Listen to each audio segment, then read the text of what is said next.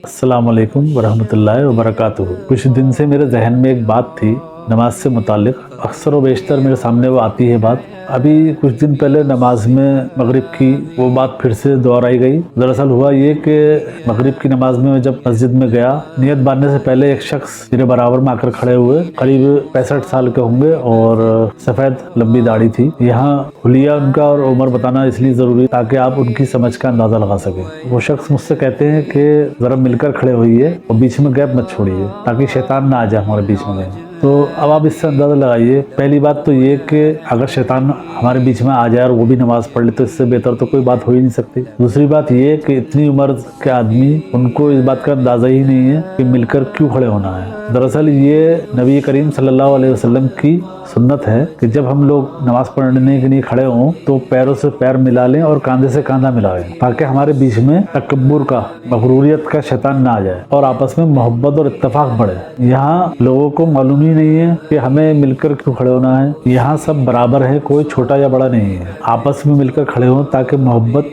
और भाईचारा बढ़े। अब असल बात तो पता नहीं है, कुछ और ही समझ बैठे हैं और शायद इसी वजह से हमारे दिलों में दूरियां बढ़ती जा रही हैं। वरना ऐसे कैसे हो सकता है कि मस्जिद में नमाजियों की तादाद तो माशाल्लाह बढ़ती जा रही है और उसी के साथ साथ दिलों में दूरियां भी बढ़ती जा रही हैं। असल बात यह है कि हम समझकर कोई काम कर ही नहीं रहे हैं, हम सिर्फ फॉर्मेलिटी निभा रहे हैं। हमें सिर्फ इस बात की फिक्र है कि दूसरा कैसे इम्प्रेस हो हमसे, और अल्लाह इम्प्रेस हो या ना हो इस बात की हमें कोई फिक्र नहीं है। असल बात तो जब है कि जब हमारे सारे काम अल्लाह की रजा के लिए हों और साथ साथ दुनिया में इंसानों के लिए मोहब्बत और इज्जत हो और एक दूसरे को समझने की सलाहियत हो। तो सब लोग मिलकर कोशिश करें और दुआ करें कि हम सब लोग जो भी काम करें उसे खूब समझ कर करें। अल्लाह हमें अमल करने की तौफीक अता फरमाए। आमीन।